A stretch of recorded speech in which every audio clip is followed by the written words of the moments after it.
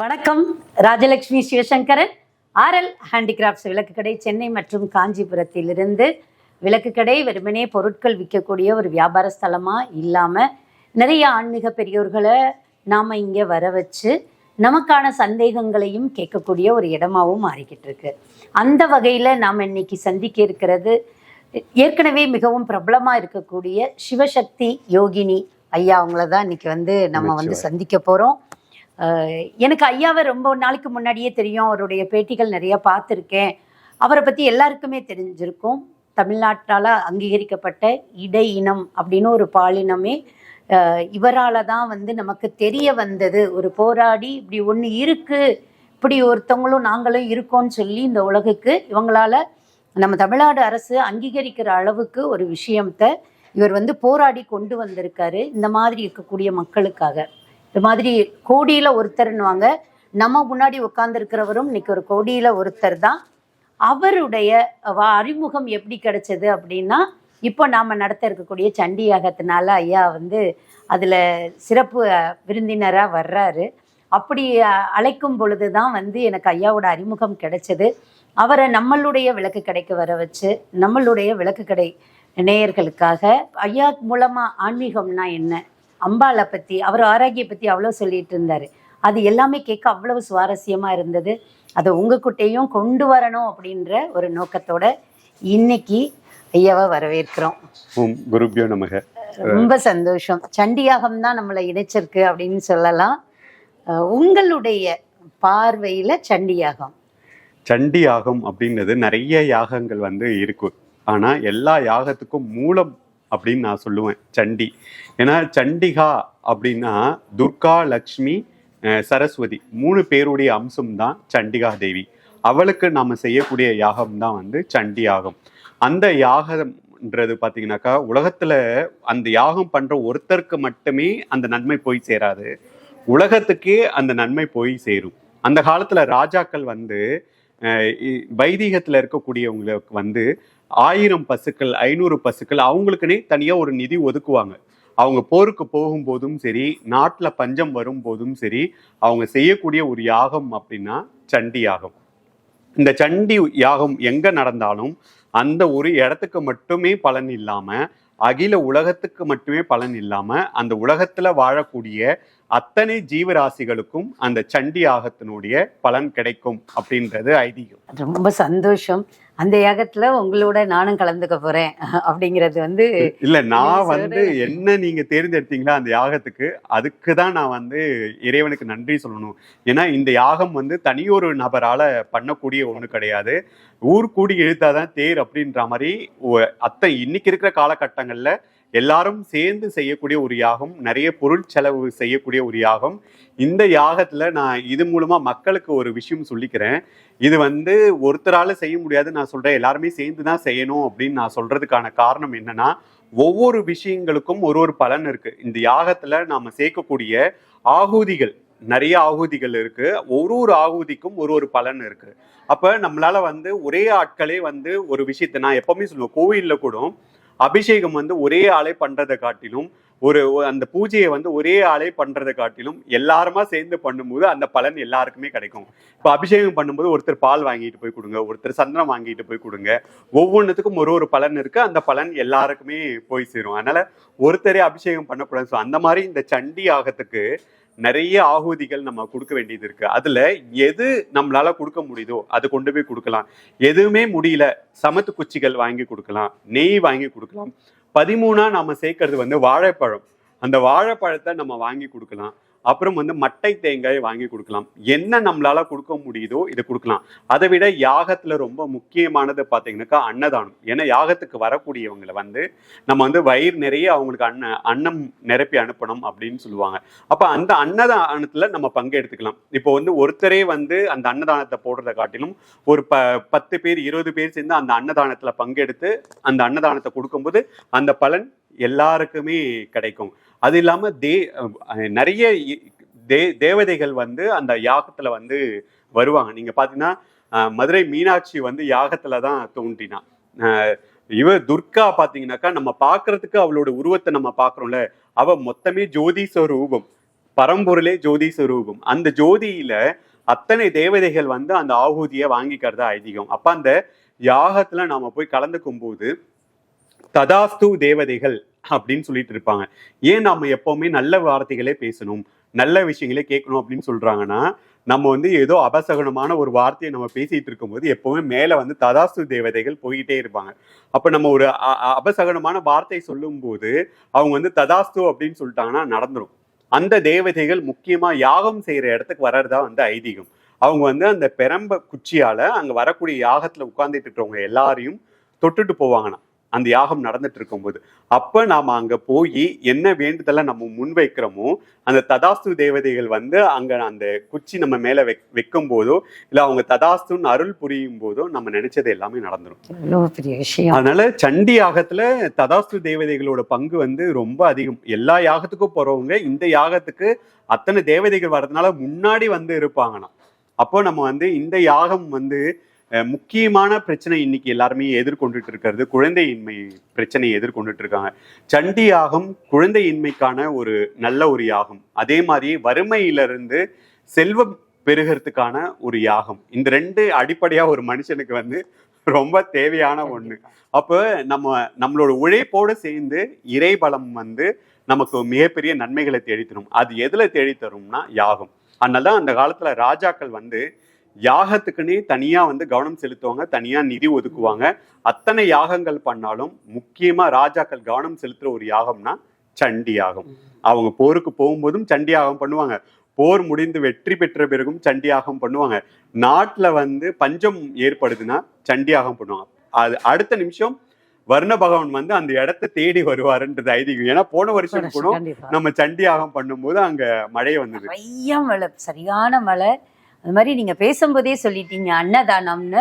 உண்மையாவே இந்த வாட்டி சண்டியாகம் விளக்கு கடை இணைந்து நடத்தும்னு அருண் தம்பி போட்ட உடனேயே வந்து எனக்கு தோணுனது, சரி அங்க அன்னதானத்துக்கு என்ன ஆகுதோ அதை நம்மளால முடிஞ்ச அளவுக்கு, நாங்க ஒரே ஆள் கொடுக்க போறது இல்லை, எல்லார்ட்டையும் வாங்கி நம்ம அதை சேர்க்கணுன்ற ஒரு எண்ணம். உண்மையாவே அதுக்கு நிறைய பேர் உதவி. அதுதான் மிகப்பெரிய எண்ணம். ஏன்னா நான் மட்டுமே பலன் அடையணும் அப்படின்னு நீங்க நினைக்காம என்னோட சேர்ந்து எல்லாரையும் சேர்த்து எனக்கு கிடைக்கிற பலனை நான் எல்லாருக்கும் விநியோகம் பண்ணி கொடுக்குறேன். அது வந்து காக்கைக்கு தவிர வேற யாருக்குமே இந்த உலகத்துல கிடையாது. ஸோ அந்த எண்ணமே நமக்கு மிகப்பெரிய மேன்மை தரும். அதே மாதிரி இந்த விளக்கு கடையோடைய இன்னொரு சிறப்பு நான் வந்து மக்கள்கிட்ட பதியணும் அப்படின்னு நினைக்கிறேன். பொதுவாக நம்ம பாத்திர கடைக்கு போய் விளக்கு வாங்குவோம், கடைகளில் போய் விளக்கு வாங்குவோம், அதை கொண்டு போய் நம்ம பூஜை அறையில் அப்படியே வச்சு நம்ம விளக்கேற்றுவோம். ஆனால் அதுக்கென்று சில முறைகள் வந்து நம் பெரியோர்கள் வந்து வழிவகுத்துட்டு போயிருக்காங்க.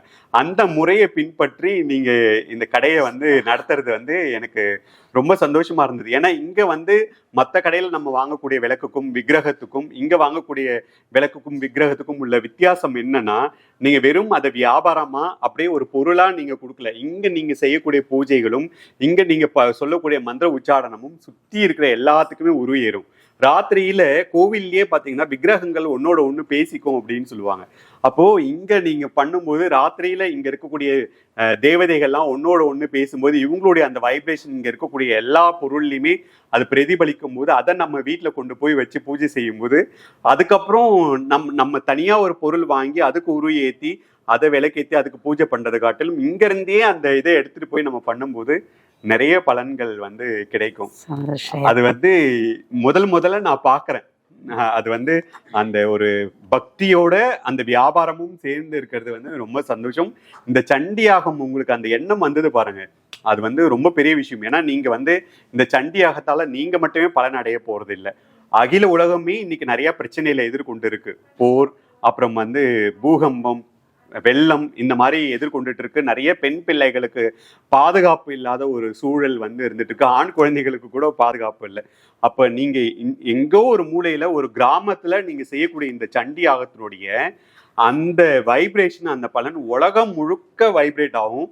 அத்தனை பேருக்கு நன்மை தேடி தரப்போகுது. அப்ப நீங்க வந்து இந்த ஒரு யாகம் மூலமா உலகத்துக்கே நீங்க நன்மை சேர்க்கிறீங்க. இந்த களி உலகத்துல இந்த இக்கட்டான தருணத்துல நீங்க செய்யக்கூடிய யாகம் வந்து எல்லாருக்குமே நன்மை சேர்க்க போகுது. அதுல நீங்க என்னையும் பங்கெடுத்துக்கிறதுக்கு கூப்பிட்டுருக்கிறது வந்து மிகப்பெரிய பாக்கியம். உங்களுடைய வாழ்க்கையெல்லாம் பார்க்கும்போது எல்லாரும் ஒரு சின்ன சின்ன பிரச்சனைகளுக்கே துவண்டு போறாங்க. ஆனா உங்களுக்கு வந்தது எதுவுமே ஒரு சின்ன பிரச்சனையோ அல்லது இது எல்லாருக்கும் நடக்கிறது தானே அப்படின்னு சொல்லக்கூடிய ஒரு பிரச்சனையோ கிடையாது. உங்களுக்கு வந்தது எல்லாமே வந்து கற்பனை கூட பண்ணி பார்க்க முடியாத ஒரு விஷயமா இருக்கு. இவ்வளத்தை தாண்டினதுக்கு அப்புறமும் இந்த இறைபக்திக்குள்ள உங்களால எப்படி நிற்க முடியுது? ஏன்னா ஒரு சின்ன கஷ்டம் தானே. சாமி நீ இருக்கியான்னு முதல்ல கேட்கறது நம்ம என்ன பண்ணிட்டு இருக்கோன்னே பார்க்காம இந்த சாமியைத்தான் பழிப்பாங்க. ஆனா இயற்கையாவே உங்களுக்கு நிறைய மாற்றங்கள், நிறைய வழிகள், நிறைய துன்பங்கள் இதை கடந்து வந்திருக்கீங்க. ஒவ்வொரு தடவையும் இந்த இறையாற்றலை நீங்க எப்படி உணர்றீங்க? அது நானும் பிறக்கும்போது சாமானிய மனுஷன்தான்.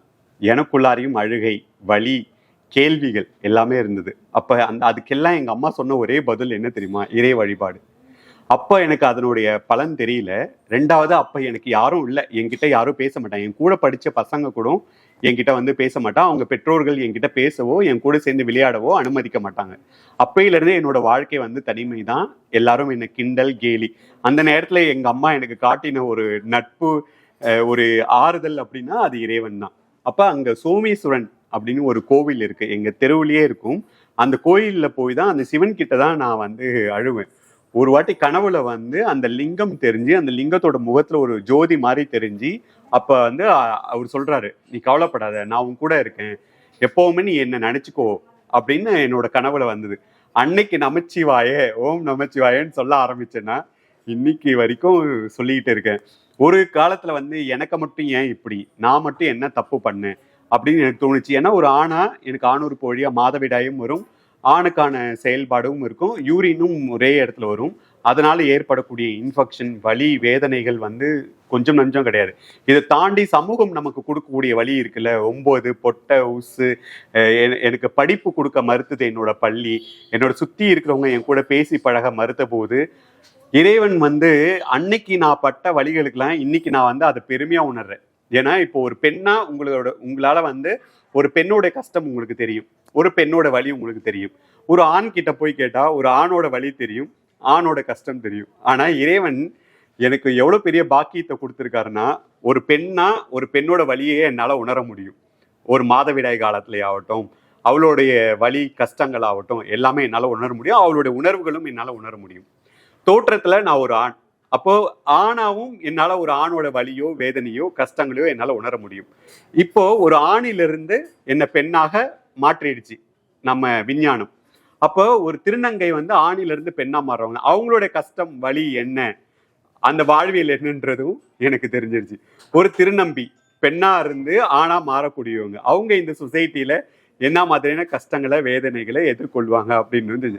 அப்போ ஒரு மனுஷனுக்குள்ளார இத்தனை மனிதர்களுடைய வலியும் வேதனையும் கஷ்டத்தையும் இறைவன் உணர்த்தி இருக்காருன்னா, அப்போ ஏதோ ஒரு காரணம் வச்சிருக்காரு இந்த உலகத்துக்கு நம்ம மூலமா சொல்றதுக்கு. ஒரு ஸ்டேஜ்ல அந்த இறை பக்தி அப்படின்றது என்ன ஆயிடுச்சுன்னா எனக்கு பலம் கொடுத்துச்சு. இவ்வளோத்தையும் எல்லாரும் கேட்பாங்க, நீ எப்படி கடந்து வந்த? என்ன ஒருத்தர் கேட்டாங்க, நான் உன் இடத்துல இருந்தா நான் சூசைட் பண்ணியிருப்பேன் அப்படின்னு சொல்லிட்டு. எங்க அம்மா என்கிட்ட சொன்ன ஒரே வார்த்தை, இறைவன் கொடுத்த இந்த உயிரை இறைவன் மட்டும்தான் எடுக்கணும், எந்த இடத்துலையும் நாம போக்கி கூட. ஒரு ஸ்டேஜ்ல ஒரு தொலைக்காட்சியில் நான் பணிபுரியும் போது அங்கே ஏற்பட்ட பாலியல் துன்புறுத்தலால நான் சூசைட் பண்ண போயிட்டேன். என் கூடிய அம்மாவும் வந்துட்டாங்க. அம்மா வந்து என்னை கன்வீன்ஸ் பண்ணி கூட்டிட்டு வர்றதுக்கு, நீ பண்ணா உன் கூட நானும் சூசைட் பண்ணிப்பேன் அப்படின்னு என் கூடயே வந்துட்டாங்க. ஸோ அந்த சூழல்ல அம்மா என்கிட்ட சொன்னது, இறைவன் கொடுத்த உயிரை இறைவன் மட்டும்தான் எடுக்கணும். அன்னைக்கு நான் முடிவு பண்ணேன் எல்லாத்தையும் எதிர்கொண்டு வரணும் அப்படின்ட்டு. அப்போ எனக்கு என்ன மருத்துவம் பண்றதுன்னே தெரியல அப்படின்னு சொல்லிட்டு மருத்துவர்கள்லாம் நிறுத்திட்டாங்க. இப்போ ஒரு தடவை நான் யூரின் போனேன்னா 3 மணி நேரத்துல இருந்து 4 மணி நேரம் ஆகும். யூரின் இன்ஃபெக்ஷன், ஃபங்கல் இன்ஃபெக்ஷன் எதையுமே சரி பண்ண முடியல, ஆன்டி ரெசிஸ்டன்ட் பாடி ஆயிடுச்சு. அப்போ ஒரு மருத்துவர் வந்து என்கிட்ட சொன்னாங்க, ரேணுகா ராமகிருஷ்ணன் சொல்லிட்டு, நீ வாராகிய உன்னுடைய உபாசனையா எடுத்துக்கோ அப்படின்னு சொல்லிட்டு சொன்னாங்க. நான் அவங்க கிட்ட சொன்ன ஒரே வார்த்தை தான், நான் இப்பவும் ஆன்மீகத்துல தான் இருக்கேன், இறை வழிபாட்டுல தான் இருக்கேன். இதுக்கப்புறம் நான் அவளை உபாசனையா எடுத்தேன்னா அதுக்கு சில வழிமுறைகள் இருக்கு, அதை நான் பின்பற்றணும். அதெல்லாம் பின்பற்றணும்னா நான் நல்லா இருக்கணும். எனக்கு அப்போ அந்த மருத்துவர் வந்து அப்பதான் இப்ப பார்த்த மருத்துவர் வந்து எனக்கு கிடைச்சாரு. அப்போ அவர் வந்து என்ன சொன்னார்னா, உங்களுக்கு முன்னாடி ட்ரீட்மெண்ட் பண்ணவங்க எல்லாருமே என்னோட சீனியர்ஸ் தான், நான் என்ன உங்களுக்கு பெனிஃபிட் கொடுக்க முடியும் அப்படின்னு சொல்லிட்டு அவர் யோசிச்சாரு. அப்ப நான் வேண்டின வடபழனி முருகர்கிட்ட, அவர் வந்து இந்த கேஸ் எடுத்துக்கிட்டாரு, எனக்கு இந்த சர்ஜரி முடிஞ்சதுன்னா நான் மீதி இருக்கிற வாழ்க்கையை முழுமையா இறைவனுக்காகவும் என்ன மாதிரி கஷ்டப்படுற மக்களுக்காகவும் நான் அர்ப்பணிக்கிறேன் அப்படின்னு வேண்டிக்கிட்டு அடுத்த நாளே அவர் அம்மா அப்பாவை கூப்பிட்டு பேசி சர்ஜரிக்கு ஒத்துக்கிட்டாரு. அப்போ எங்ககிட்ட சொன்ன ஒரே ஒரு ஆப்ஷன் என்னன்னா, அந்த ஆண் உறுப்பு சுத்தமாகவே போயிடுச்சு, அது இருந்தால் மேபி ஃபியூச்சரில் கேன்சர் ஆகிடும், ஒரே ஒன்று தான் அவரோட மரபணு பெண்ணா இருக்கிறதுனால பெண்ணா மாத்துறது நமக்கு வந்து ரொம்ப நல்லதுன்னு நாங்கள் அதுக்கு ஒத்துக்கிட்டோம். அப்போ நான் சொன்னேன் வாராய்கிட்ட, காலையில் 9 மணிக்கு ஆரம்பித்து சாயங்காலம் 6 மணிக்கு முடிகிற அறுவை சிகிச்சை, இதுலேருந்து நான் திரும்பி வந்தேன்னா உன்னை ஆரத்தி எடுத்து நான் வீட்டில் கொண்டு போய் வச்சு உபாசனையாக ஏற்றுக்கிறேன் அப்படின்னு சொல்லியிருந்தேன். அதே மாதிரி சர்ஜரி முடிஞ்சு வந்தேன், ஆரத்தி எடுத்து அவளை வீட்டில் கொண்டு போய் வச்சு உபாசனை ஏற்றேன், வடபழனி முருகர் கோயிலில் போய் சன்னியாசம் எடுத்தேன்.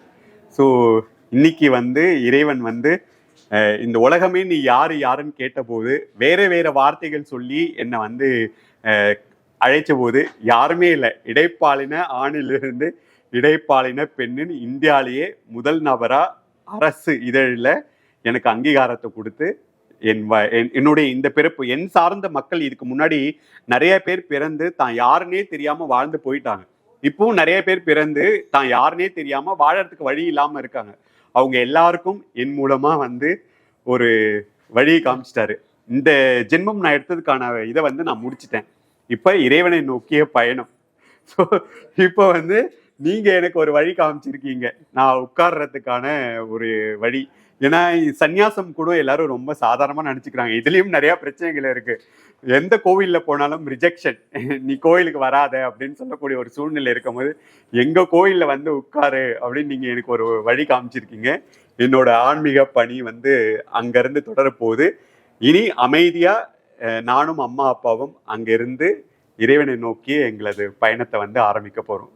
உலகத்தில் நம்ம மனுஷரா பிறந்தா என்ன என்ன பாலினம் இருக்கோ அத்தனையும் ஒரு ஜீவன், ஒரு ஆத்மா ஒரு பிறப்பில் அனுபவிச்சிருக்கு. அப்படிங்கும்போது உண்மையாகவே திருநங்கையை பார்த்துட்டு போகிறதே பெரிய விசேஷம்லாம் சொல்லுவாங்க. உங்களை நாங்கள் தரிசிக்கிறத பெரிய விஷயமா பார்க்கணும். பெரிய சக்தியாக அம்பாள் வந்து உள்ளே இருந்து உங்களுக்குள்ள இவ்வளோ பெரிய மாற்றங்களை, அதாவது ஒருத்தர் இறந்ததுக்கு அப்புறம் இந்த உலகம் போற்றுது, குருன்னு ஏற்றுக்குது. ஆனால் ஒருத்தர் உயிரோடு இருந்து முன்னாடி உட்கார்ந்து இருந்து நல்லது செய்யும்போது கூட அவன் எங்கேருந்து வந்தான், என்னவா இருக்கும், எதனால் பேசுகிறான், இதனால் அவனுக்கு என்ன ஆதாயம், இப்படியெல்லாம் ஆராய்ச்சி பண்ணிட்டு இருக்கிற உலகம் ஒருத்தர் செத்தா மட்டும்தான் நம்புது. ஆனால் வாழும்போது இவ்வளோ துன்பங்களை அனுபவித்து இப்படி நிற்கக்கூடிய ஒரு மகாசக்தி. ஒரு 2 நாளைக்கு முன்னாடி ஒரு பதிவில் ரொம்ப அது வந்து ஒரு ஒரு கோபத்தோட வெளிப்பாடாக இருக்கலாம் அல்லது ஒரு விரக்தியோட வெளிப்பாடாக நான் பேசினேங்க ஐயா. என்னன்னா, அம்பாளுடைய கதையை சொன்னால் கேட்கறதுக்கு ஆள் இல்லை, அம்பாளுடைய கதையை. ஆனால் இதே இது நீ இந்த இதை இப்படி ஏற்றி இப்படி செய்யி, உனக்கு செல்வம் கூரையை பிச்சுட்டு கொட்டுன்னு சொன்னா அதை பார்க்கறதுக்கு லட்சக்கணக்கான மக்கள் இருக்காங்க. ரியல் என்ன, உனக்கு நிரந்தர தீர்வு என்னன்றத நீ தேடாம அந்த பெர்மனன்ட் சொல்யூஷனே இல்லாம ஓடிட்டு இருக்கிற இந்த காலத்துல நீங்க வந்து அம்பாளை எப்படி பார்க்கலாம் அப்படின்னா, அவ எல்லா துன்பங்களையும் அனுபவிச்சு வந்த மகாசக்தியா பாருங்கன்னு சொன்னேன். அந்த மகாசக்திக்கு வந்து இன்னைக்கு வந்து இங்க உட்கார வைப்பா அம்மா அப்படின்னு நான் எதிர்பார்க்கல. அந்த சக்திக்கு நீங்க வந்து ஒரு நிரந்தரமான இடம் கொடுத்துருக்கீங்க. ஏன்னா பாபா கோயிலுக்கு நான் ரெகுலரா போயிட்டு இருந்தேன். அங்க மக்கள் என்னை பார்த்து அவங்க வழிகளை பகிர்ந்துக்கிறது, அவங்க வந்து அவங்களுக்கு அதுல விருப்பம் இல்லை, வராதுன்னு சொல்லிட்டாங்க. வடபழனி முருகர் கோயில் என் குரு அவர் ஒரு செவ்வாய்க்கிழமையிலும் தரிசனம் பண்ண போனேன். அங்கேயும் மக்கள் என்னை பார்க்க வராங்க, அவங்களோட வழிகளை என்கிட்ட பகிர்றாங்கன்னும் போது அங்கேயும் என்னை வர வேணான்னு சொல்லிட்டாங்க. அப்ப நான் யோசிச்சேன், நீ எனக்கு சன்னியாசத்தை கொடுத்து எதுக்கு அன்னைக்கு என் வழியோ என் கஷ்டத்தையோ கேட்கறதுக்கு இங்க யாருமே கிடையாது, என் தாய் தந்தையரை தவிர. இன்னைக்கு எல்லாரோட கஷ்டத்தையும் வழியும் கேட்கறதுக்கும் அதுக்கு நிவர்த்தி சொல்ற இடத்துல என்னை உட்கார வச்சுட்டு என்னை ஏன் இப்படி படுத்துற அப்படின்னு நான் மனசார உட்காந்துட்டு இருக்கும் போது நீங்க அருணையாவும் நீங்களும் வந்துட்டு இங்க எங்க கோவில்ல வந்து நீங்க உட்காருங்க அப்படின்னு சொன்னது வந்து எனக்கு வந்து எனக்கும் அம்மா அப்பாவுக்கும் ஒரு பெரிய நிம்மதியை கொடுத்தது. எங்களுடைய இறுதி நாட்கள் இறைவனை நோக்கிய இந்த இறுதி அத்தியாயம் வந்து உங்க இடத்துல ஆரம்பிக்குது அப்படின்னும் போது இந்த இடத்துல இருந்து நான் மக்கள்கிட்ட அறிவிக்கிறேன், இந்த ஜென்மத்தோடைய இறுதி கட்ட அத்தியாயம், இறுதி பயணம், இறைவனை நோக்கிய பயணம் வந்து அவங்க காட்டின வழியில அவங்களுடைய இடத்துல இருந்து ஆரம்பிக்குது. இது நான் மக்களுக்கு தெரிவிக்கிறேன். நாங்க காட்டணும்ன்றத தவிர அந்த அங்காள பரமேஸ்வரி உண்மையிலேயே அத்தனோண்டு ஊர்ல அந்த இயற்கை எழில் சூழ அம்மா உட்கார்ந்து இருக்கிற அந்த அழகு, அவளை ஒரு தடவை பார்த்துட்டு வந்தா போதும். திருவண்ணாமலை எப்படி காந்த மாதிரி இழுக்குதோ அதை மாதிரி அவள் இழுத்து நம்மளை வந்து அங்கே வந்து வச்சிப்பான்றதுக்கு வந்து மிகப்பெரிய இந்த கலியுகத்தில் மிகப்பெரிய சாட்சி அந்த கோவில். அந்த கோவிலில் நீங்கள் அங்கே போய் அந்த ஊர்லேயே இருந்து அந்த அம்பாள் கூடவே இருக்க போகிறீங்கன்னு உங்களுக்கும் அந்த எண்ணத்தை அம்பாள் கொடுத்துருக்கா. அப்படிங்கும்போது அதுக்கு நாங்களுமே வந்து மிகப்பெரிய நன்றி சொல்லணும். ஏன்னா ஒவ்வொருத்தருடைய பயணமும் ஒவ்வொருத்தருடைய அந்த ஒரு கால் அடி எடுத்து வைக்கிறதே இறைவனுடைய ஆணையாக பார்க்குறோம். நீங்கள் அங்கேயே இருக்க போகிறேன் அப்படின்னு ஒரு முடிவு, ஒரு தீர்க்கமான முடிவு. இப்படி ஒரு நகர சூழலில் வாழ்ந்த ஒருத்தர் அங்கே போய் வாழ்கிறேன் அப்படின்னு சொல்கிறது வந்து சாதாரண ஒரு விஷயம் இல்லை. இல்லை, சந்நியாசம்ன்றது அதான். இதுக்கப்புறம் நமக்கு தனிப்பட்ட விருப்பு வெறுப்பு வாழ்க்கை அப்படிலாம் எதுவுமே இல்லை. இறைவன் கிட்ட ஒப்படைச்சிட்டோன்னும் போது நமக்கு எந்த இதுவுமே இல்லை. எங்கள் அம்மா அப்பாவும் என்னோடு சேர்ந்து நிறைய வழிகளையும் கஷ்டங்களையும் அவங்க அனுபவிச்சுட்டாங்க. இதுக்கப்புறம் அவங்களையும் நான் வந்து நிம்மதியாக வச்சுக்கணும். ஏன்னா அத்தனை மருத்துவமனைகள் நாங்கள் ஏறி இறங்கியிருக்கோம். இப்போ கடைசியாக நடந்த 7வது அறுவை சிகிச்சை இதில் வந்து எங்களுக்கு நல்ல ஒரு வெற்றி கிடைச்சாலும் மீதி இருக்கக்கூடிய பிரச்சனையை சரி பண்ண முடியாது. இதோட தான் நான் மீதி இருக்கிற காலத்தை கொண்டு போகணும்னு மருத்துவர் சொல்லிட்டாரு. அதையும் நாங்கள் ஏற்றுக்கிட்டோம். இறைவன் இந்த இதில் வந்து எனக்கு கொடுத்தது இவ்வளோதான். சுத்தமாகவே இயங்க முடியாதுன்னு இருந்த என்ன இயங்கிறதுக்கான ஒரு சூழல் கொடுத்துருக்காருல, அது போதும். மீதி இருக்கிற வாழ்க்கையை இறைவனுக்காகவும் மக்களுக்காகவும் வாழ்ந்து அவர் பாதத்தில் சரணடைஞ்சிடலாம் அப்படின்னு நாங்கள் முடிவு பண்ணியிருக்கோம். அது மாதிரி இப்போ நீங்கள் நம்ம ரூமில் உள்ள ஆஃபீஸ் ரூமில் பேசிகிட்டு இருக்கும்போது சொன்னீங்க, இங்கே வந்த உடனே சொன்னீங்க கரெக்டாக, கருப்பசாமியை பார்த்த உடனே நெகிழ்ந்த ஒரு விஷயம் சொன்னீங்க. அந்த விஷயம் நம்மளுடைய நேயர்களுக்காக கண்டிப்பா. ஏன்னா கருப்பசாமி வந்து என்னோட வாழ்க்கையில எப்படி வந்தார்னா, முதல்ல இந்த உலகத்துக்கு நான் யாருன்றது தெரிய போகுது. ஒரு விகடன் வந்து என்னோட ஆர்டிக்கல் வந்து வெளியில கொண்டு வர போறாங்க. நாளை காலையில 10 மணிக்கு வரப்போகுது. திடீர்னு ஒரு சில சூழ்நிலையினால அந்த ஆர்டிக்கல் வெளியில வர்றது நின்றுடுச்சு. அதுக்கு அந்த நேரத்துல என்னோட வாழ்க்கையில ஒரு உச்சக்கட்ட ஒரு கொடுமை வச்சுக்கோங்களேன் நான் வாழ்ந்துட்டு இருந்தேன் அந்த ஒரு தருணம். அப்போ நான் நினைச்சது, மக்களுக்கு இந்த மாதிரி ஒரு பாலினம் இருக்கு, இந்த மாதிரி வழிகளை நாங்க எதிர்கொண்டுட்டு இருக்கோம், யாருமே வெளியில வரமாட்டாங்க, எல்லாத்தையும் என் குடும்பம் எல்லாரையும் எதிர்த்து அவங்களை கன்வீன்ஸ் பண்ணி நான் வெளியில வரேன், இப்படி ஒரு மக்கள் இருக்காங்க, எங்களுக்கு அங்கீகாரம் கொடுங்கன்னு நான் கேட்க போறேன். இது வெளியில வர முடியாம தடுத்துட்டியே, ஒண்ணு நான் காலையில ஏஞ்சிக்கும் போது மக்கள் கிட்ட இது போய் சேரணும், இல்ல நான் உன்கிட்ட வந்து சேரணும், இதுதான் வேண்டிக்கிட்டு கண்ணீரோட நான் படுத்து தூங்குறேன். அப்போ ராத்திரி வந்து ஒருத்தர் கனவுல வர்றாரு, ஒரு தீப்பந்தம் எடுத்துக்கிட்டு நடந்து வராரு. நான் அவரை பார்த்து பயந்து ஓடுறேன். அப்போ அவர் வந்து கூப்பிடுறாரு, இன்னும் எத்தனை நாளைக்கு இப்படி ஓடிக்கிட்டே இருக்க போற அப்படின்னு கேட்கிறாரு. கூப்பிடுறாரு. இப்போ நான் பயந்துகிட்டே அவர்கிட்ட போறேன். அப்போ அவர் வந்து என் கையை பிடிச்சி அந்த தீப்பந்தத்தால என் முதுகுல வந்து அடிக்கிறாரு.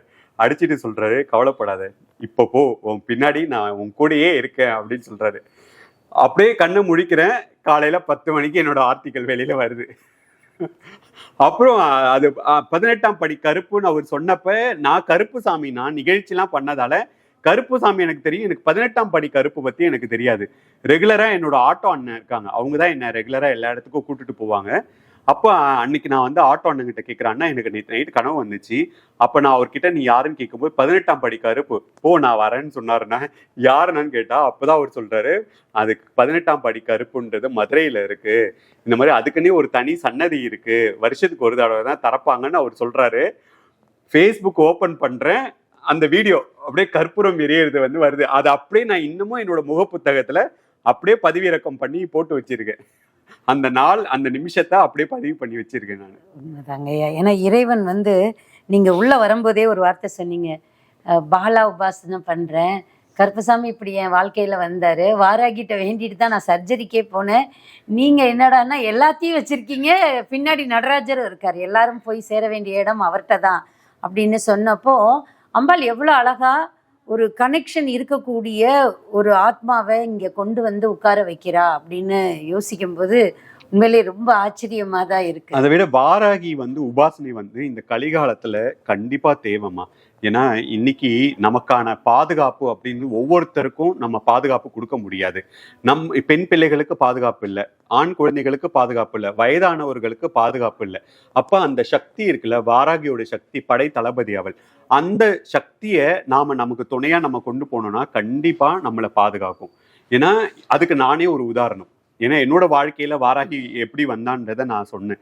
அதனால வாராகியோட உபாசனை ஒவ்வொருத்தருக்கும் சொல்லி தரணும். அதே மாதிரி நான் இன்னொரு விஷயம் கேட்டுக்கிறேன், நீங்க எல்லாருக்கும் வாராகியோட மூல மந்திரம் உபதேசம் பண்ணணும் அப்படின்னு நான் இந்த இடத்துல வந்து கோரிக்கையா முன்வைக்கிறேன். ஏன்னா அந்த அனுகிரகத்தை அவ உங்களுக்கு கொடுத்துருக்கா. அந்த உபதேசத்தை எல்லாரும் பயன்படுத்தி ஒரு குழந்தை ஸ்கூலுக்கு போகும்போதோ இல்ல ஒரு காலேஜுக்கு போகும்போதோ வேலைக்கு போகும்போதோ அந்த உபாசனையை அவங்க சொல்லிட்டு போகும்போது அது மிகப்பெரிய ஒரு கவசமா அவங்களுக்கு இருக்கும். உங்ககிட்ட இருந்து வாராகியோட மூல மந்திரம் இந்த நாடு முழுக்க போய் சேரணும் அப்படின்னு என்னோட கோரிக்கையா நான் இந்த இடத்துல முன்வைக்கிறேன். கண்டிப்பாங்க ஐயா. அது அம்பாள் அருள் இருந்தா கண்டிப்பா அது அம்பாள் அருள் இருந்ததுனாலதான் அவ வந்து இவ்வளவு காலமும் வந்து எல்லாருக்கும் இங்கே இருந்தவ நிறைய பேருடைய வீடுகளுக்கு பயணப்பட்டுட்டு இருக்கா. எங்களுக்கு பெரிய ஆச்சரியம் என்ன அப்படின்னா, ஒருத்தவங்க ஒரு விளக்கு செய்ய சொல்லி நம்ம செஞ்சோம், ஓகே. இன்னைக்கு வரைக்குள்ள அந்த 7 வருஷத்துக்குள்ள கிட்டத்தட்ட ஒரு 1.5 லட்சம் பேருக்கு இந்த கடையில இருந்து வராகி போயிருப்பா. அப்போ அவ்வளோ பெரிய அவ்வளோ பேர்கிட்ட கொண்டு போய் சேர்க்கக்கூடிய ஒரு விஷயத்த ஒண்ணுமே இல்லாத எனக்கு எப்படிமா நீ கொடுத்த அப்படின்னு கேட்டது உண்டு. நான் நிறைய வந்து இந்த அம்பால நாங்க வச்சிருக்கும் போது நிறைய விமர்சனத்துக்கும் நாங்க ஆளானோம். போன வருடம்லாம் நாங்க அடைஞ்ச ஒரு ஒரு கஷ்டத்துக்கு வந்து அளவே இல்லை. நீ என்ன செஞ்சாலும் நான் அதை ஏத்துக்கிறமான்ற ஒரு மனநிலைக்கும் நான் போயிட்டு, அதாவது எல்லாரும் நம்ம வந்து நம்மளுடைய சுயம் என்ன அப்படிங்கிறத வெளியில காட்டாம எவ்வளவு காலத்துக்கு நடிச்சிட முடியும்? ஆமா, என்னைக்கா இருந்தாலும் ஒரு சுயம் வந்து வெளியில வந்துதான் ஆகும். அப்போ அவங்களுடைய அந்த அந்த கோர முகம் வெளியில வரும்போது, என்னடா இது அங்க சொன்னேன் இங்க சொன்னேன்றாங்க, ஏன் எனக்கே சொல்லிருக்கலாமே. என்கிட்ட உரிமையா இருக்கிறவங்க, நம்ம வீட்டுக்கு எல்லா நிகழ்வுக்கும் வர்றவங்க நம்மகிட்டயே சொல்லியிருக்கலாமே. அதை ஏன் சோசியல் மீடியால சொல்லணும் அப்படின்ற அந்த வலி வேதனை உண்மையிலேயே நான் நல்லா சிரிச்சு கூட ரொம்ப நாள் ஆச்சு. திரும்ப அந்த பழைய புன்னகையை எங்க அம்மா கொண்டு வந்து, நீ இதுக்கெல்லாம் சோர்ந்து போகக்கூடாது, இந்த சோதனை உன்னைய நான் வந்து இன்னும் மெருகேத்துறேன், நீ இன்னும் வாயை திறந்து பேசு அப்படின்னு சொல்றதுக்கான ஒரு விஷயமா தான் அதை எடுத்துக்கிட்டு வர்றங்க ஐயா. ஏன்னா இந்த அம்பாள் யார் வீட்டுக்கும் அவளை ஈஸியாவும் போயிட மாட்டா. அந்த ஆத்மாவுக்கு அவளை வச்சு பார்க்கக்கூடிய அந்த பலம் இருந்தா மட்டும்தான். பலமும் இருக்கணும், அனுகிரகமும் இருக்கணும். அந்த பலம் வந்து தானா வந்துருவா. அனுகிரகம் இருந்தா மட்டும்தான் அவ வீட்டுக்கு வர முடியும். உண்மைதான். அதை நாங்க நிறைய தடவை பாக்குறோம். அதனாலதான் அந்த மூல மந்திரமும் உங்க மூலமாவே எல்லாருக்குமே போகணும்னு நான் வந்து சொல்றேன்.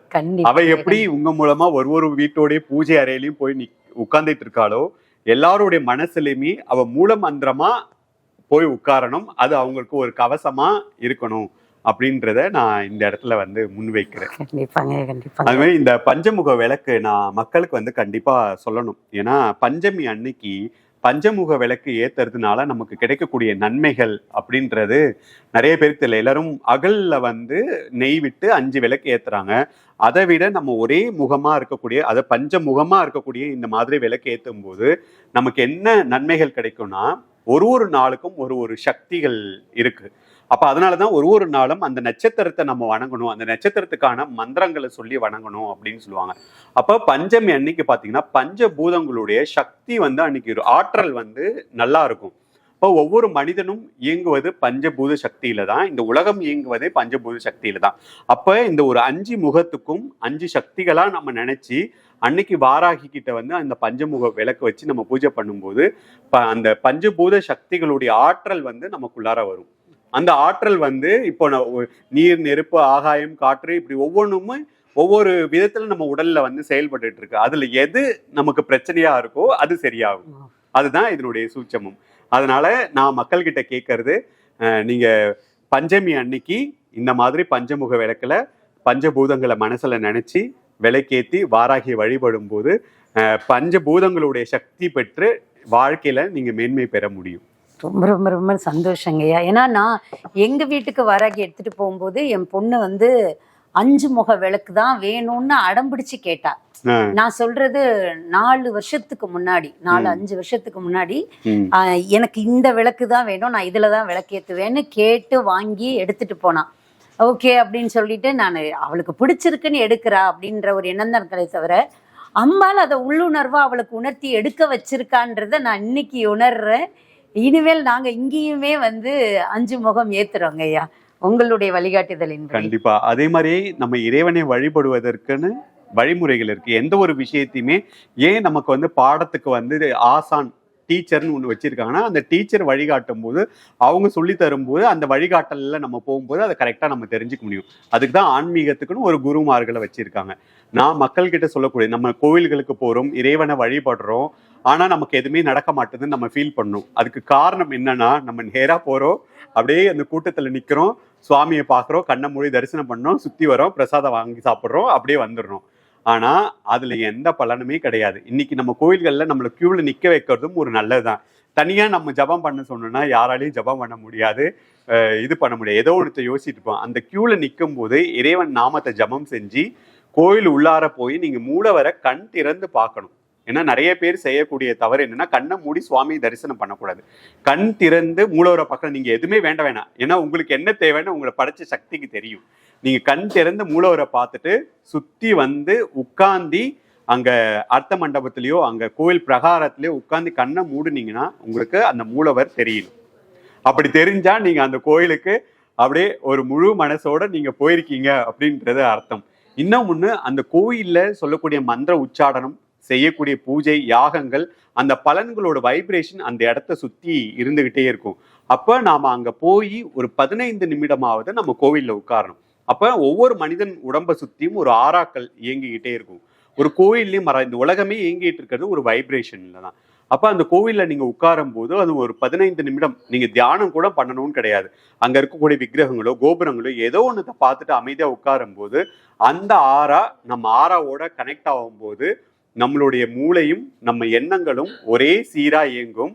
அந்த நேரத்துல நாம எடுக்கக்கூடிய முடிவுகள் எதுவுமே சரியா இருக்கும். அதனாலதான் நம்ம பெரியோர்கள், நீ எந்த முடிவு எடுக்கணுமா, நீ கோயிலுக்கு போ அப்படின்னு சொன்னது எதுக்குன்னா, அங்க போகும்போது நம்ம மனமும் நம்ம எண்ணமும் ஒரே சமநிலையில சீராக செயல்படும். அப்ப நம்ம எடுக்கக்கூடிய முடிவு சரியா இருக்கும். இதை செய்து பாருங்க. அதுக்கப்புறம் நான் கோயிலுக்கு போய் எனக்கு எதுவுமே நல்லதே நடக்கலன்னு நீங்க சொல்லுங்க, நான் ஏத்துக்கிறேன். இப்போ நிறைய பேருக்கு நம்ம அம்பாளை கும்பிடுறவங்களுக்கே, வாராகி கும்பிட்டுட்டு இருக்கிறவங்களுக்கே மிகப்பெரிய ஒரு சந்தேகம் ஒண்ணு உண்டு. அம்பாள் சப்த கண்ணியில வர்றாளா, சப்த மாதர்கள்ல வர்றாளா அப்படின்றது, அதை பத்தின உங்களுடைய. அதாவது சப்த கன்னியருக்கும் சப்த மாதாவுக்கும் நிறைய பேருக்கு வித்தியாசமே தெரியல. நான் நிறைய இடத்துல இதை பதிவு பண்ணியிருக்கேன். ஆனா இப்போ வரைக்கும் எல்லாருமே வாராகியை சப்த கன்னியர்ல தான் கொண்டு வராங்க. அவங்களுக்காகவே நான் எழுதி வச்சு இன்னைக்கு நான் இந்த விளக்கம் சொல்லணும் அப்படின்னு நினைக்கிறேன். சப்த மாதாக்கள் அப்படின்றவங்க பிராமி, மாகேஸ்வரி, கௌமாரி, வைஷ்ணவி, வாராகி, இந்திராணி, சாமுண்டா. இவங்க சப்த மாதாக்கள். இதுல தான் 5ஆவதா வாராகி வருவாங்க. சப்த கன்னியர் அப்படின்றவங்க பட்டாரக்கி கன்யா அல்லது ராஜகன்யா, தேவ கன்யா அல்லது சுரகன்யா, பத்ம கன்யா அல்லது நாக கன்யா, சிந்து கன்யா அல்லது சமுத்திர கன்யா, கிரி கன்யா அல்லது அக்ரி கன்யா, வன கன்யா அல்லது ஆரண்ய கன்யா, பூமி கன்யா அல்லது வசுமதி கன்யா. இப்போ சப்த கன்னியர் அப்படின்றவங்க 10 வயதுக்கு உட்பட்ட பெண் பிள்ளைகள், அதாவது வயதுக்கு வராத 10 வயதுக்கு உட்பட்ட பெண் பிள்ளைகள் தோற்றத்துல இருப்பாங்க. சப்த மாதாக்கள் அப்படின்றவங்க உங்களை மாதிரியான தோற்றத்துல, அதாவது நம்மள மாதிரி நடுத்தர வயது பெண்மணி தோற்றத்துல இருக்கிறவங்க சப்த மாதாக்கள். இந்த வித்தியாசம் நம்ம விளக்கு கடை மூலமா வாராகியோட பக்தர்களுக்கு நான் தெரியப்படுத்துறேன். ஏன்னா இனி சப்த கன்னியரும் சப்த மாதாவும் நமக்கு குழப்பம் வரக்கூடாது. சப்த கன்னியருக்குள்ள 2 பேர் நான் சொன்னதுக்கான காரணம் என்னன்னா, ஒவ்வொரு ஊர்ல ஒவ்வொரு பெயர்கள் சொல்லி அழைப்பாங்க. அதனால இந்த 2 பேருக்குள்ளாரதான் சப்த கன்னியர் வருவாங்க. சப்த மாதாக்கள் இதான். இது தெரிஞ்சு நம்ம எந்த ஒரு தெய்வத்தையுமே வழிபடும் போது அந்த தெய்வத்துடைய புராணங்கள் நம்ம தெரிஞ்சுக்கணும், அந்த தெய்வத்துடைய வழிமுறைகள் நம்ம தெரிஞ்சுக்கணும். அப்படி தெரிஞ்சு வழிபடும் போது நமக்கு நிறைய நன்மைகள் கிடைக்கும். அதுமாரி வாராகியில உபாசனையில மக்களுக்கு இன்னொரு நிறைய குழப்பங்கள் இருக்கிறது என்னன்னா, இந்த தேங்காயில நெய் விளக்கு போடுறது அப்படின்றது. இந்த தேங்காயில நெய் விளக்கு போடுறதுன்றது எல்லாருமே போடணும் அப்படின்றது அவசியம் கிடையாது. வேண்டுதல் இருக்கிறவங்க போடலாம். இப்போ ஒரு வேண்டுதல் முன்வைத்து நம்ம நெய் விளக்கு போடலாம், இல்ல வேண்டுதல் நடந்த பிறகும் நெய் விளக்கு போடலாம். அதுக்கப்புறம் அந்த இன்னொரு கேள்வி என்ன வரும்னா, அந்த தேங்காவை என்ன பண்றது? அந்த எரிந்த பகுதியை மட்டும் எடுத்து கால் மிதிப்படாத இடத்துல போட்டுட்டு அந்த தேங்காவை நம்ம சமையலுக்கு பயன்படுத்தலாம். அதே மாதிரியே விரலி மஞ்சள் மாலை, அதுவும் நிறைய பேருக்கு தெரியறது இல்லை. விரலி மஞ்சள் மாலை நம்ம வேண்டுதலை முன்வைத்து தான் நம்ம போடணும். நீங்க என்ன வேண்டுதல் வாராகி கிட்ட வைக்கிறீங்களோ அந்த வேண்டுதலை வேண்டி கொண்டு உங்க கையாலேயே விரலி மஞ்சள், அது வந்து எல்லாரும் நூல்ல கட்டுறாங்க. ஆக்சுவலா பூவும் சரி எந்த ஒரு பொருளையுமே நான் நூல்ல கட்டுறதை வந்து எந்த இடத்துலையுமே ஏத்துக்க மாட்டேன். ஏன்னா நார்ல கட்டி போடும்போது தான் அது வந்து முழுமை பெறும். ஆனா இன்னைக்கு வந்து எல்லா இடத்துலையுமே அப்படிதான் கிடைக்குது. ஆனா முடிஞ்ச அளவுக்கு நம்ம வந்து வாழை நார்ல வந்து கட்டி நம்ம என்ன வேண்டுதல் முன் வைக்கிறோமோ அதை விரலி மஞ்சள்ல கட்டி நம்ம மாலையா போடலாம். அந்த மஞ்சளை என்ன பண்றதுன்ற கேள்வியும் மக்களுக்கு எழும். அதுக்கப்புறம் ஒரு 3 வாரங்கள் கழித்து அதை எடுத்து வெயில்ல காய வச்சு பொடி செய்து நம்ம மாங்கல்யத்துல முகத்துல வந்து நம்ம தடவிக்கலாம். அதுமாதிரி ரொம்ப எளிதா வாராகியோட பூஜை அப்படின்றது நம்ம வந்து பெருசா பண்ணணும் அப்படின்னு இல்லை. வாராகிக்கு ரொம்ப பிடிச்சது செவ்வரளி, மாதுளம். மாதுளம் வந்து நிறைய பேருக்கு தெரியறது இல்லை. சரி, மாதுளமும் என்னால முடியல, அது ரொம்ப விலை அதிகமா இருக்குன்னா பானகம், பானக பிரியே வாராகி அப்படின்னு அந்த பாடல்லே வரும். ஆகவே பானகம் ரொம்ப ஈஸி. நம்ம வந்து சுக்கு, ஏலக்காய், வெல்லம் தான் பானகத்துக்கு தேவை. ஒரு பானகம் வைத்து பூஜை பண்ணாலுமே வாராகிக்கு வந்து ரொம்ப சந்தோஷம் ஆயிடும். அந்த பானகத்தை நாம மட்டுமே சாப்பிடுறோம். எப்பவுமே பூஜை அப்படின்னாலுமே அந்த பிரசாதத்தை நாமளே நைவேத்தியம் பண்ணி சாப்பிட்றதை காட்டிலும் அதை மற்றவங்களுக்கு கொடுக்கறது வந்து அதுதான் நமக்கு பலனை தேடி தரும். ஆகவே யாரோ ஒரு 2 பேருக்காச்சும் நம்ம வந்து அந்த பிரசாதத்தை கொடுத்தா நமக்கு நிறைய நன்மைகள் கிடைக்கும். தான் இங்கே அதனால தானே என்னவோ தெரியல, தொடர்ந்து எல்லா பூஜையுமே வந்து நிறைய பேர் சேர்ந்து செய்கிற மாதிரி தாங்க அமையும். விளக்கு கடையில் அம்பாள் வீற்றிருக்கிறா அப்படின்னாலும் கூட நிறைய பேர் சேர்ந்து வந்து அது மாதிரி இங்கே அர்ச்சனை அப்படின்னு பண்ணும்போது பஞ்சமிக்கு அர்ச்சனை பண்ணும்போது நான் இன்னைக்கு தான் இங்கே புதுசாக வந்திருக்கேன்னு யாரெல்லாம் இருக்கீங்களோ அவங்கெல்லாம் எந்திரிச்சு வாங்கன்னு சொல்லி அவங்க தான் அம்பாளுக்கு அர்ச்சனை பண்ணுவாங்க. அப்படிதான் இங்க பாத்திருக்கேன். உங்க வீடியோல கூட பாத்திருக்கேன். அவங்க கையாலேயே வரவங்களோட கையாலேயே ஆர்த்தி காட்ட சொல்றது, அது வந்து ஒரு மிகப்பெரிய ஒரு விஷயம் அது. ஏன்னா நான் சொல்றது என்னன்னா, நம்ம வீட்லயே நம்ம குழந்தைகளுக்கும் அதை சொல்லி தரணும். நாம பூஜை பண்றது காட்டில் நம்ம குழந்தைகள் கையால பூஜை பண்ண வைக்கும் போது நாம உட்காந்து அதை பார்க்கும்போது இன்னும் நல்ல நற்பலன்கள் வந்து நமக்கு கிடைக்கும். அப்போ ஒரு தாயா நீங்க எடுத்து வரக்கூடிய பிள்ளைகளை நீங்க வந்து அவளுக்கு பூஜை பண்ண வைக்கிறீங்களா, அது வந்து ஒரு அளப்பரிய ஒரு ஆற்றலை வந்து உங்களுக்கும் தேடித்தரும், வரவங்களுக்கும் தேடித்தரும். ரொம்ப ரொம்ப சந்தோஷம் ஐயா.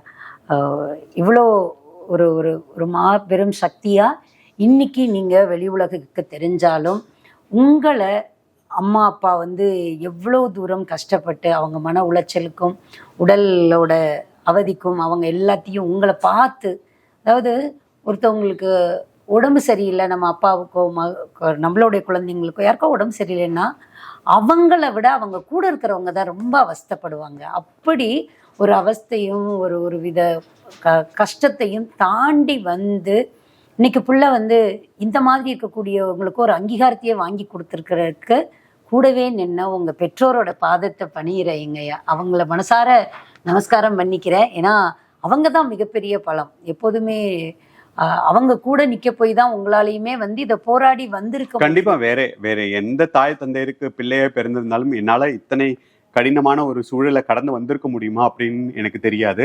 ஆனா என்னோட தாய் தந்தை இறைவன் கொடுத்த வரம்.